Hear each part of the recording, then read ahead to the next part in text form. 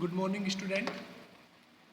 देखिएगा 12th class physics के लिए कल के अगर टॉपिक की बात करें हम तो हमने 5th चैप्टर के बारे में डिस्कस किया था और जो कल के टॉपिक थे उनके अंदर हमने मैग्नेट के बारे में पढ़ा था, टाइप ऑफ मैग्नेट उसके बारे में हमने डिस्कस किया था और एक दो जो कीवर्ड्स थे कि मैग्नेटिक पोल क्या होता है, मैग्नेटिक एक्सिस क्या होता है, मैग्नेटिक इक्वेटोरियल क्या होता है, उनके बारे में डिस्कस किया था। और जो हमारा लास्ट टॉपिक था कल वो था Coulomb force for magnetic pole, यानी किसी भी मैग्नेट की जो पोल के बीच में फोर्स लगता है, जैसे कि ये मान लेते मैग्नेट है और ये वाला इसका एन पोल है और मान लेते कि ये वाला क्या है, साउथ पोल है। क्लियर? तो इन दोनों के बीच में जो फोर्स लगता था, मान लेते हैं कि एक दूसरा हम मैग्नेट यहाँ पे रख देते हैं जिसके लिए ये पोल मान लेते हैं एन हो गया और ये पोल एस हो गया और इन दोनों पोल के बीच की डिस्टेंस आर थी। कितनी थी? आर।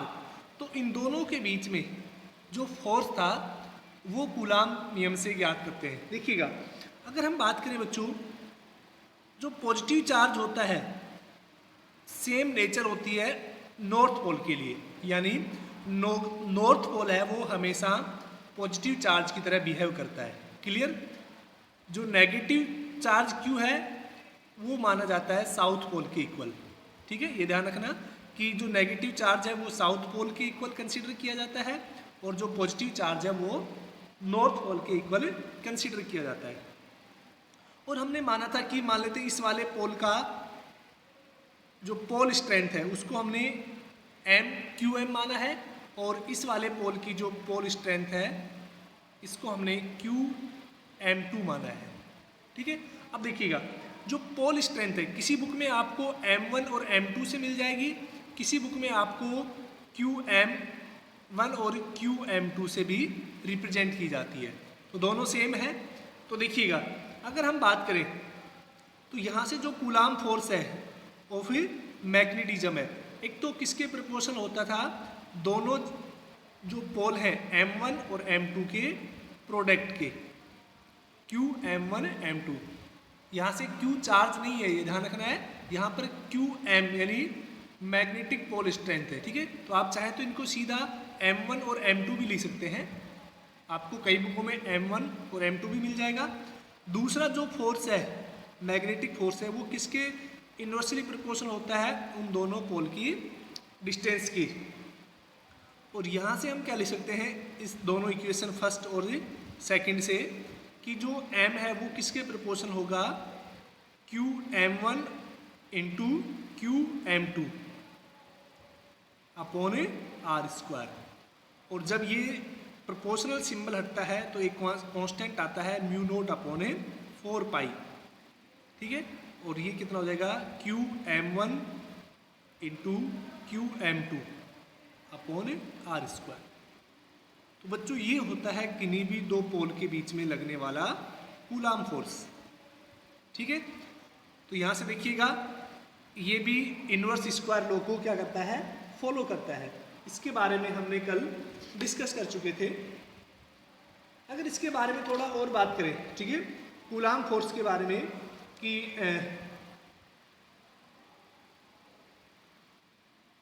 इसके लिए आपको पता है कि इसकी वैल्यू कितनी होती है, 10⁻⁻⁷। ठीक है, ये मैथमेटिकल वैल्यू है। ठीक है, अब देखिएगा जो नेक्स्ट टॉपिक है उसके बारे में हम बात करते हैं।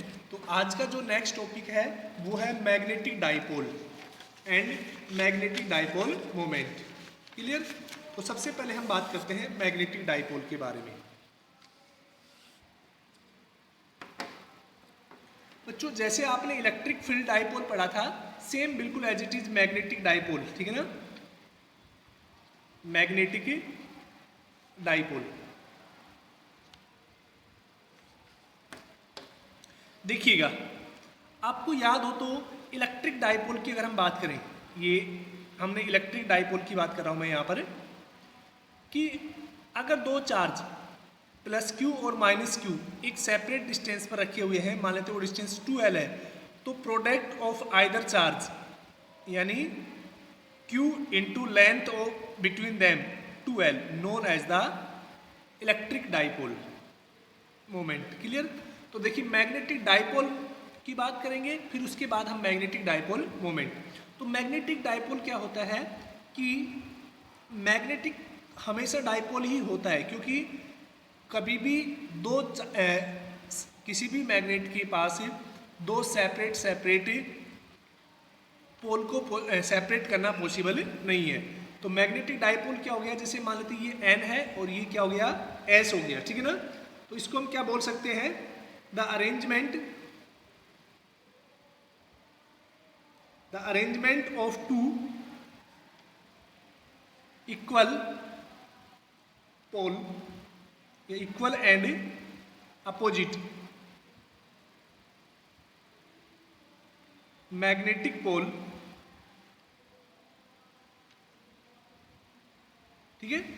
The arrangement of two equal and opposite magnetic pole separate by a small distance is known as a magnetic dipole.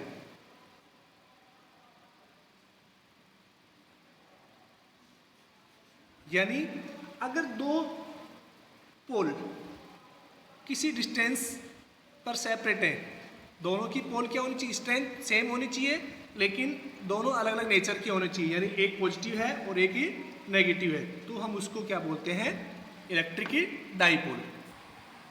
अब देखिएगा, अगर हम नेक्स्ट टॉपिक की बात करें तो नेक्स्ट टॉपिक है मैग्नेटिक डाइपोल मोमेंट। जैसे कि हमने इलेक्ट्रिक डाइपोल मोमेंट पढ़ा था, आपको याद हो तो पी क्या होता था कि product of either charge and distance between both charge known as a electric dipole moment. तो ऐसे ही मैग्नेटिक डाइपोल मोमेंट क्या होगा कि प्रोडक्ट ऑफ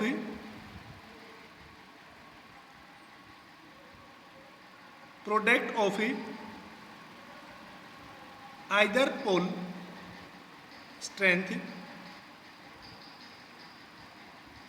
विद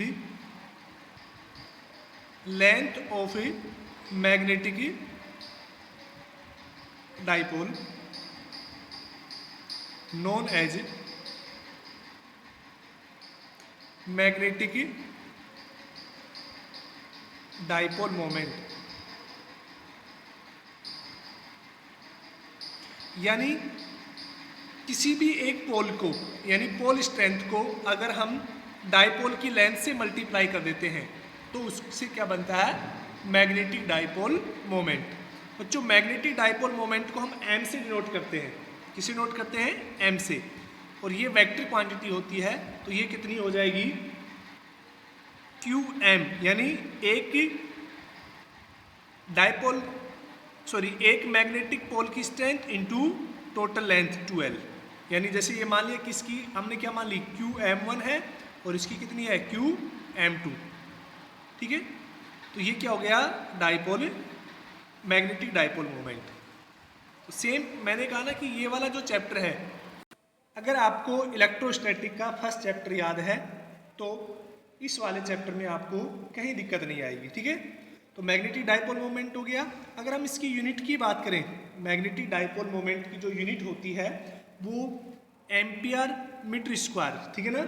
इसको हम क्या बोलेंगे, एम्पियर मीटर स्क्वायर भी बोल सकते हैं और इसको जूल पर टेस्ला, ठीक है ना, ये भी बोल सकते हैं, ठीक है। तो ध्यान रखना कि मैग्नेटिक डाइपोल मोमेंट की दो यूनिट होती हैं, एक तो एम्पियर मीटर स्क्वायर और या फिर जूल पर टेस्ला। क्लियर बच्चों? अब देखिएगा, यहां तक अगर हम बात करें इलेक्ट्रिक डाइपोल मोमेंट की, तो वो कितना होता है, P equal to Q into 2L। Clear? और जो मैग्नेटिक डाइपोल मोमेंट होता है वो क्या होता है, M equal to QM into 2L। तो केवल यहाँ पर जो वर्डिंग का है उसी का डिफरेंस है, बाकी दोनों कॉन्सेप्ट क्या है, सेम है। अब देखिएगा, हम नेक्स्ट टॉपिक स्टार्ट करते हैं, magnetic field line.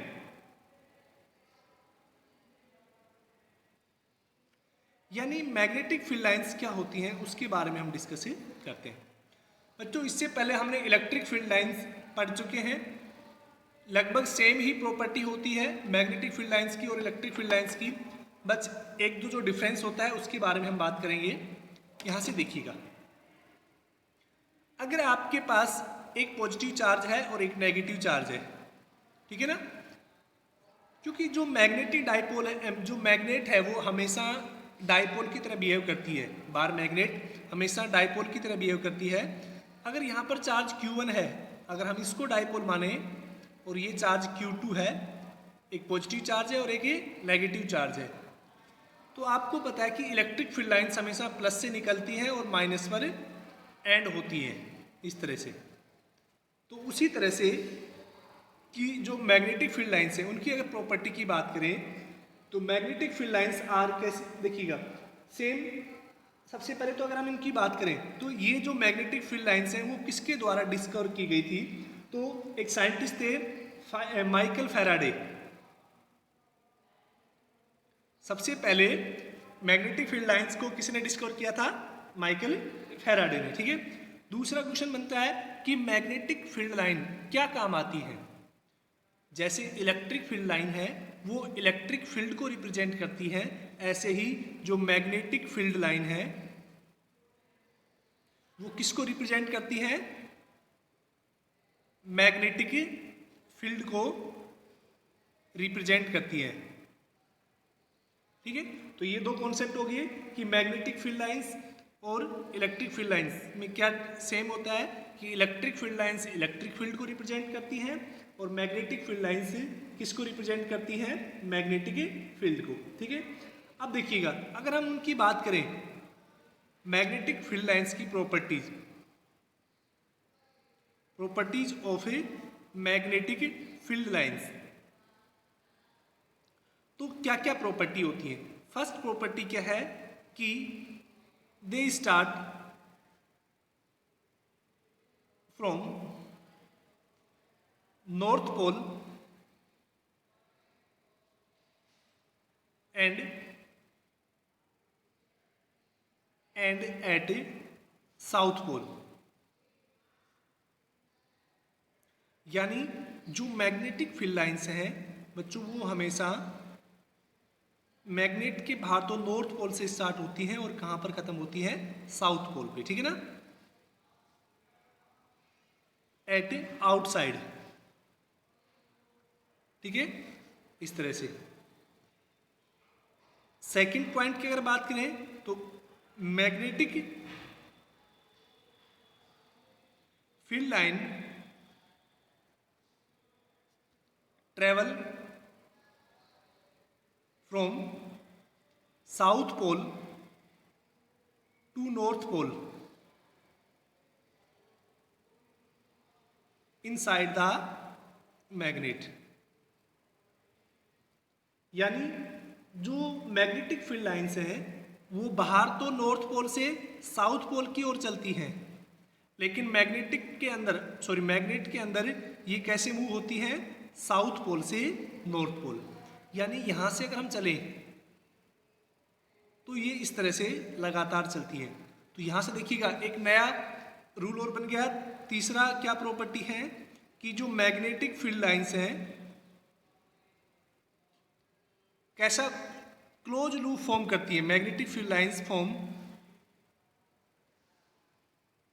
Close loop, लेकिन इलेक्ट्रिक फील्ड लाइंस है बच्चों वो क्लोज लूप ही फॉर्म नहीं करती है। क्लियर। इसके अलावा और अगर हम प्रॉपर्टी की बात करें मैग्नेटिक फील्ड लाइंस की जो अदर प्रॉपर्टीज हैं उनके बारे में, तो देखिएगा कि magnetic field lines use to represent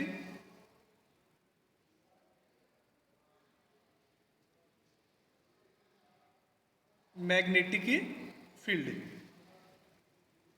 तो मैग्नेटिक फील्ड लाइंस हैं वो किसको रिप्रेजेंट करती है? मैग्नेटिक फील्ड को रिप्रेजेंट करती है, ठीक है ना। नेक्स्ट कि जो मैग्नेटिक फील्ड लाइंस हैं आर स्टार्ट एंड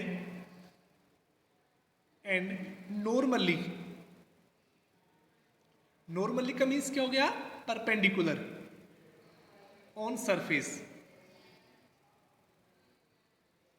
यानी जो मैग्नेटिक फील्ड लाइन है वो इलेक्ट्रिक फील्ड लाइंस की तरह ही सरफेस के क्या होती हैं? परपेंडिकुलर होती हैं। और नेक्स्ट अगर हम बात करें कि जो मैग्नेटिक फील्ड लाइंस हैं, सबसे इंपॉर्टेंट प्रॉपर्टी है ये वाली, lines never intersect each other. यानी जो मैग्नेटिक फील्ड लाइंस हैं वो कभी भी एक दूसरे को इंटरसेक्ट नहीं करती हैं। क्यों? इसका रीजन क्या है? बिकॉज या since magnetic field line represent magnetic field, जो मैग्नेटिक फील्ड लाइंस है वो किसको रिप्रेजेंट करती है? मैग्नेटिक फील्ड को। And tangent on magnetic field line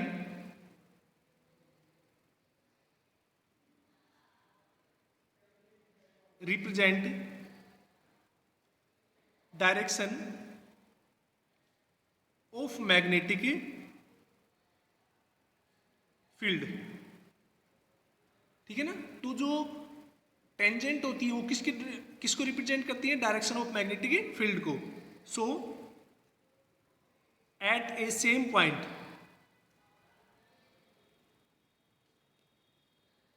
there is two direction not possible. यानी एक सिंगल पॉइंट पर, जैसे ये electric field magnetic field lines है, तो इसकी ये जो टेंजेंट है वो किसको डिनोट करेगी? मैग्नेटिक फील्ड को रिप्रेजेंट करती है।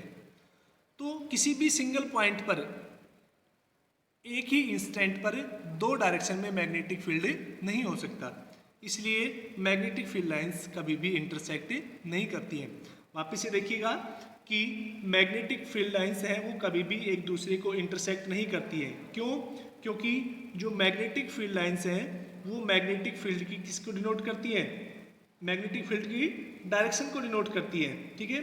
और आपको पता है हमने इलेक्ट्रिक फील्ड के अंदर भी पढ़ा था कि किसी भी इंस्टेंट पर यानी किसी भी टाइम पर मैग्नेटिक फील्ड की डायरेक्शन दो नहीं हो सकती। जैसे इलेक्ट्रिक फील्ड की डायरेक्शन भी नहीं होती, उसी तरह से मैग्नेटिक फील्ड की डायरेक्शन भी नहीं हो सकती एक ही पॉइंट पर दो दिशा में। इसलिए मैग्नेटिक फील्ड लाइंस हमेशा एक दूसरे को इंटरसेक्ट नहीं करेंगी, ठीक है। अब देखिएगा ये कुछ प्रॉपर्टी थी मैग्नेटिक फील्ड लाइंस की। अब हम आज का नेक्स्ट टॉपिक है उसके बारे में बात करते हैं कि टॉर्क या magnetic dipole in the magnetic field, ठीक है। तो देखिए बच्चों सेम बुक के वो टॉपिक की है जो आपके फर्स्ट चैप्टर के अंदर थे, ठीक है। बस एक चेंज हुआ है, जहां पर इलेक्ट्रिक फील्ड था वहां पर अब मैग्नेटिक फील्ड है। तो नेक्स्ट टॉपिक है टॉर्क ऑन मैग्नेटिक डाइपोल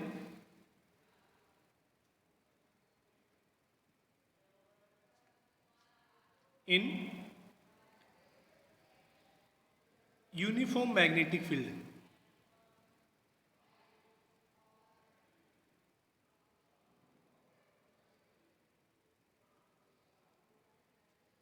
यानी यूनिफॉर्म मैग्नेटिक फील्ड के अंदर किसी मैग्नेटिक डाइपोल पर जो टॉर्क लगता है उसके बारे में हम बातें करेंगे। देखिएगा बच्चों हम मान लेते हैं कि ये एक यूनिफॉर्म मैग्नेटिक फील्ड है, कोई यूनिफॉर्म मैग्नेटिक फील्ड हमने ड्रॉ कर दिया। यूनिफॉर्म मैग्नेटिक फील्ड क्या होता है हमने पहले ही डिस्कस कर चुके हैं कि अगर मैग्नेटिक फील्ड लाइंस एक दूसरे के पैरेलल हैं और इक्वल डिस्टेंस पर है तो वो क्या हो गया? यूनिफॉर्म मैग्नेटिक फील्ड हो गया, ठीक है। अब देखिएगा हमने माना कि एक डाइपोल है, कौन सा डाइपोल, मैग्नेटिक डाइपोल है, वो यहाँ पर हमने प्लेस कर दिया इसके अंदर। मैग्नेटिक डाइपोल क्या होगा, एक बार मैग्नेट को ही हम मैग्नेटिक डाइपोल बोल सकते हैं, ठीक है, क्योंकि उसके अंदर क्या होता है, दो पोल होते हैं। मान लेते हैं कि ये वाला पोल है, ये साउथ पोल है, और ये वाला पोल है वो कौन सा है, नॉर्थ पोल है, क्लियर। और मान लेते हैं कि इस जो लेंथ है, इस बार मैग्नेट या डाइपोल की लेंथ है वो कितनी है, 2L लंबाई है, क्लियर बच्चों। अब देखिएगा, आपको मैंने बताया था कि जो चार्ज, पॉजिटिव चार्ज होता है वो नॉर्थ पोल की तरह बिहेव करता है, और जो नेगेटिव चार्ज होता है वो साउथ पोल की तरह बिहेव करता है। तो देखिएगा, इस वाले चार्ज पर जो फोर्स, इस वाले पोल पर जो फोर्स लगेगा, आपको पता है इलेक्ट्रिक फील्ड की वजह से जो फोर्स लगता है वो कितना होता है, Q इंटू ई। तो यहाँ पर जो फोर्स होगा वो कितना हो जाएगा, Q M इंटू ई की जगह यहाँ पर क्या हो गया, B, क्योंकि इलेक्ट्रिक फील्ड होता था वहां पर, यहाँ पर कौन सा फील्ड है, मैग्नेटिक फील्ड है।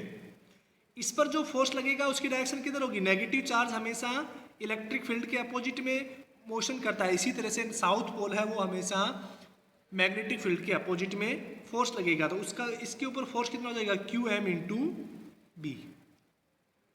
जो यहाँ पर हमने M1 और M2 क्यों नहीं लिखा, क्योंकि डाइपोल है तो दोनों जो पोल है उनकी स्ट्रेंथ क्या होगी, सेम होगी, ठीक है। अब देखिएगा, अगर हम डायरेक्शन की बात करें, देखो ये डायरेक्शन किसकी है, बी की डायरेक्शन है मैग्नेटिक फील्ड की, ये है इधर डाइपोल मोमेंट है, ये डायरेक्शन होगी कितने एंगल पर, थीटा एंगल पे। डाइपोल मोमेंट हमेशा बच्चों नेगेटिव साउथ पोल से और नॉर्थ पोल की तरफ होता है, इस डायरेक्शन में ये डाइपोल मोमेंट की डायरेक्शन होगी, ठीक है। जैसे इलेक्ट्रिक डाइपोल में साउथ नेगेटिव चार्ज से और पॉजिटिव चार्ज की तरफ होता है, इसी तरह से मैग्नेट के अंदर क्या होगा, साउथ पोल से नॉर्थ पोल की ओर, ठीक है। तो ये मैग्नेटिक फील्ड लाइन से। अब मान लेते हैं कि ये जो एंगल है ये कितने पर रखा हुआ है, थीटा पर, यानी ये एंगल कितना हो गया, थीटा। तो जो फोर्स, जो टॉर्क लगेगा वो क्या होगा, इन दोनों के भी क्या होगा, परपेंडिकुलर होगा, ये M हो गया है, ठीक है ना।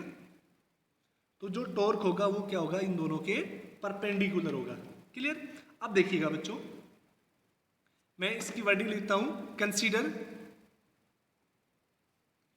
ए magnetic dipole of a pole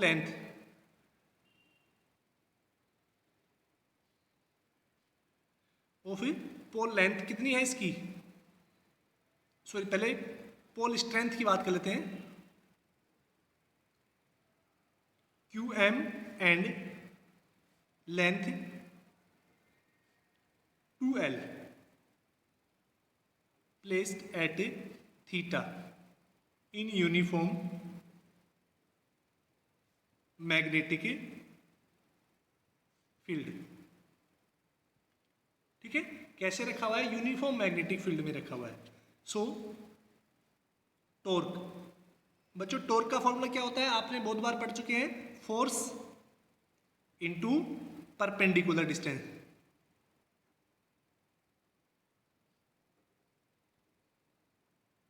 force into perpendicular distance. अब देखिएगा, जो टॉर्क है उसको टाउ से नोट करते हैं, फोर्स किसी भी एक चार्ज के ऊपर फोर्स मान लेते हैं, तो वो फोर्स कितना हो जाएगा, Q into B into perpendicular distance. ये परपेंडिकुलर डिस्टेंस किसके बीच में होती है, देखिएगा ये वाला फोर्स है वो इस दिशा में लग रहा है, ये वाला फोर्स है ये इस दिशा में लग रहा है, और दोनों फोर्स का मैग्नीट्यूड सेम है, तो डाइपोल पर नेट फोर्स कितना होगा, 0। लेकिन ध्यान से देखिएगा कि ये जो फोर्स लग रहे हैं दोनों, इनकी डायरेक्शन सेम नहीं है, सॉरी इनकी जो लाइन ऑफ एक्शन है यानी एक्टिंग लाइन है वो सेम नहीं है। जैसे कि ये डाइपोल रखा हुआ है इस तरह से, एक फोर्स इसको इधर खींच रहा है, एक फोर्स इसको इधर खींच रहा है, तो इन दोनों फोर्स की वजह से ये इस तरह से घूम जाएगा, किस तरह से घूमने की कोशिश करेगा, इस तरह से। तो देखिएगा इस वाले फोर्स के और इस वाले फोर्स के बीच में जो परपेंडिकुलर डिस्टेंस है वो कौन सी होगी, ये वाली। तो हमने क्या किया है, इसकी परपेंडिकुलर डिस्टेंस को कंसीडर करते हैं, ये हो गया, ये जो डिस्टेंस है ये क्या होगी, परपेंडिकुलर डिस्टेंस, ठीक है। इसको हमने पॉइंट ए मान लिया है, ठीक है। अब देखिएगा ये डिस्टेंस कितनी होगी, अगर ये एंगल थीटा है तो हम निकाल सकते हैं साइन थीटा से, ठीक है। सिंस साइन थीटा कितना होता है, परपेंडिकुलर अपॉन हाइपोटेनिस, ठीक है ना। तो परपेंडिकुलर हमने एन ए मान लिया, ये एन ए परपेंडिकुलर हो गया, और हाइपोटेनिस क्या हो गया, एन एस, ठीक है, ये वाला हाइपोटेनिस हो गया। तो यहाँ से हम क्या निकाल सकते हैं कि साइन थीटा, मैं अभी इसको लिख देता हूँ परपेंडिकुलर डिस्टेंस। बच्चों इसके पूरे पीडीएफ आपको आज मिल जाएंगे, वीडियो एक दिन बाद अपलोड होता है, तो आप पहले दिन आप प्रॉपर नोट्स तैयार कीजिए, ठीक है ना। जो जहाँ तक पढ़ाया जाएगा उसके आपको पीडीएफ डेली भेज जाते हैं, तो उनको आप लिखिए पहले, फिर उसके बाद नेक्स्ट वीडियो देखना स्टार्ट करेंगे। तो देखिएगा साइन थीटा कितना हो गया, यहाँ से परपेंडिकुलर डिस्टेंस देखिएगा एन एस हमें पता नहीं है, और लेकिन ये डिस्टेंस कितनी होगी, 2l है, हाइपोटेनिस कितना है 2l, तो यहाँ से देखिएगा एन एस कितना हो गया 2l साइन थीटा, यानी ये वैल्यू हम यहाँ पर सब्सटीट्यूट कर देते हैं। तो देखिए कितना होगा उसके बारे में बात करते हैं। इस वैल्यू को हम ऊपर सब्सटीट्यूट करने पर टॉर्क के फॉर्मूले में, तो देखिए बच्चों टॉर्क कितना हो जाएगा, QB into 2l sine theta, ठीक है। अब इसको थोड़ा और लिख सकते हैं हम, टो इक्वल टू, देखिएगा बच्चों इसको हम Q इंटू 2l लिख सकते हैं इंटू B साइन थीटा। अब देखिएगा Q इंटू 2l क्या होता है, M होता है मैग्नेटिक डाइपोल मोमेंट, हमने अभी पढ़ा था। तो इसको हम क्या लिख सकते हैं, टो इक्वल टू ये M हो गया और ये क्या हो गया साइन थीटा। जब भी आपको पता है साइन थीटा रिमूव होगा तो हम इसको वेक्टर फॉर्म में किस तरह से लिख सकते हैं, M क्रॉस B, ठीक है। तो ये क्या होता है, मैग्नेटिक डाइपोल मोमेंट, या sorry torque on the magnetic dipole, और ये इसकी कौन सी फॉर्म होगी, वेक्टर फॉर्म में होगी, ठीक है। The direction of torque find by cork screw लो। जो कॉर्क स्क्रू लो है उससे हम क्या निकाल सकते हैं, डायरेक्शन निकाल सकते हैं, यानी M क्रॉस B के क्या होगी, परपेंडिकुलर होगी। क्लियर बच्चों। तो ये क्या होता है, टॉर्क ऑन द, ये भी मैग्नेटिक वेक्टर क्वांटिटी होती है और ये भी क्या होती है, वेक्टर क्वांटिटी होती है। तो torque on the dipole in uniform magnetic field. अब देखिएगा अगर यहाँ पर हम पढ़ें कि केस के बारे में, ठीक है ना, केस 1 अगर हम पढ़ें कि थीटा इक्वल टू कितना है 0 डिग्री, थीटा 0 है, इसका मीन्स क्या है कि ये जो डाइपोल है वो बिल्कुल मैग्नेटिक फील्ड के पैरेलल रखा हुआ है। उस केस में साइन 0 कितना हो जाएगा 0, तो टॉर्क कितना होगा 0 हो जाएगा। यानी अगर कोई भी डाइपोल मैग्नेटिक फील्ड के पैरेलल रखा हुआ है तो उसके ऊपर कोई भी टॉर्क नहीं लगता है। अगर हम केस सेकंड की बात करें, अगर थीटा 90 डिग्री है उस केस में साइन 90 कितना हो जाएगा 1 हो जाएगा, और ये मैक्सिमम होता है, उस केस में टॉर्क है वो मैक्सिमम होगा और वो कितना हो जाएगा MB, ठीक है। तो ये हमने क्या कर दिए, 2 केस पढ़ लिए हैं, ठीक है। अब बच्चों देखिएगा नेक्स्ट हम बात करते हैं यूनिट की, ठीक है ना, यूनिट ऑफ ए टॉर्क, या टॉर्क की वजह हम बात करेंगे यूनिट ऑफ ए